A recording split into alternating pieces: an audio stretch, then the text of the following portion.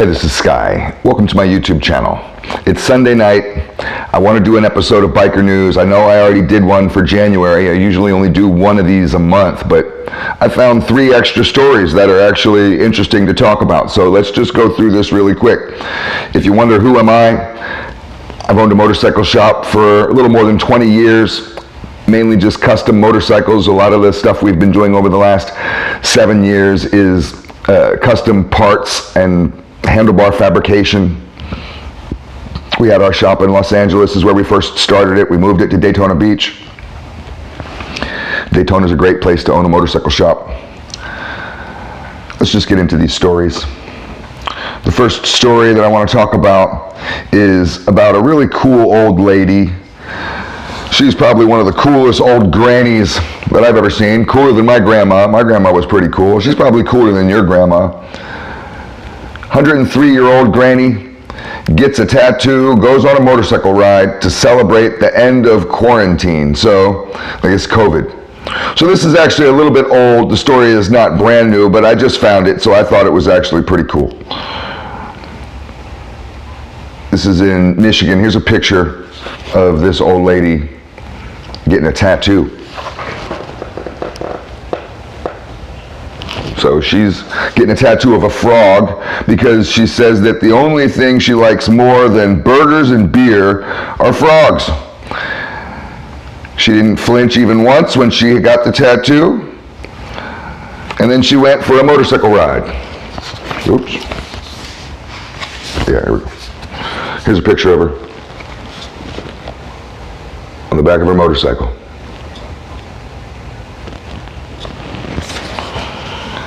I just thought that was cool. She's 103. Still doing fine. So now I want to talk about a cool motorcycle. I always like to talk about motorcycles and promote the industry. I don't, however, usually talk about trikes. I'm not a trike guy, but I saw one the other day. The guy had it slightly customized as any kind of Harley Davidson would be. So I want to talk about the Harley Davidson trike called the Freewheeler. These are brand new. They had them out for a couple years. But here's a picture. And this rotates. So check it out. Here's from the front. It looks pretty good from the front. Set of ape hangers on there. Looks like probably 8-inch or 10-inch ape hangers.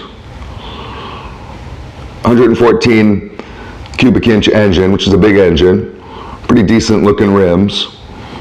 Cool looking little old school fenders, trailer fenders. Side mounted license plate. It's cool how the exhaust just pokes out the back like that. It looks good from the back. I like it. I would take this bike and put a single seat, a solo seat on it. I wouldn't have a passenger on this bike. And I'd probably, just for me, you can put what you like, I'd put a set of gigantic fucking 18-inch goddamn ape hangers on there and make this a little bit more outlawish.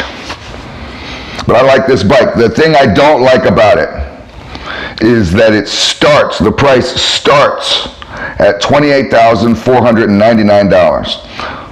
Starts at $29,000. You can have monthly payments, it says, as low as $412. So that means that if your credit is perfect, you might be able to get as low as $412.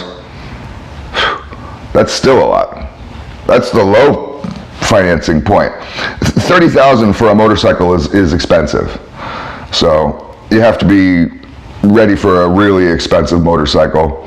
But I thought that's a fun bike. And anybody, any age could get it. You don't have to be an old man to get that bike. Whereas typically, with trikes, I think that's an old man bike. Now, the last article I wanted to talk about, some 1% news. This is important only because of the fact that it affects everybody. It affects freedom. This is about the Mongols. And the Mongols get to keep their patches. So the Ninth Circuit Court This is from Courthouse News. The Ninth Circuit Court sides with Mongol Nation, letting them keep their trademark logo. And this is a lawsuit that the federal government has had against the Mongols. They've been trying to take their logo. The Mongols have been fighting to get it back. And they've had quite a bit of problem with this. And so the Mongols get it back. If you're a fan of them, you say, yay. Here's a picture if you don't know the Mongols logo. You can kind of see their patch there. If you're not a fan of the Mongols, you may not care, but this isn't really about the Mongols. This is about freedom. The federal government, you know, they can't play fashion police. It's not illegal to have a motorcycle club. Now, let's read a little bit of the article. I'm only going to read part of it because most of the article gives the history of the Mongols, and I don't really care about that. I just think that it's interesting that they had this lawsuit and that they got some headway in it. So, the Mongol Nation Motorcycle Club can keep their trademark logo, typically worn on jackets and vests by members, thanks to a Ninth Circuit ruling handed down Friday. The three-judge panel also declined to overturn the 2018 criminal conviction of the organization on federal racketeering charges. So, they still have the RICO Act against them, and the RICO Act is designed to take down criminal organizations like the mafia and, you know, gangs and things like that. So under the eyes of the federal government, the Mongols is still a gang. They're still a criminal organization involved in racketeering and criminal activity, and they still have the RICO Act against them. But they get to have their jackets back, and it goes on further. Let's read it. In a written statement, Stephen Stubbs, the Mongols' general counsel, called the ruling a victory not only for the Mongols Motorcycle Club, but for all motorcycle clubs, freedom, and America as a whole. The Hells Angels have the RICO Act against them as well. They could very easily just do this to all clubs. The federal government could come in like the Gestapo and just start snatching up everything, taking your trademark, your intellectual property, just taking it from you. And then if they can do that to a club, maybe they can do that to a corporation. Maybe they can do that to an individual. Take your bank account because they don't like your politics.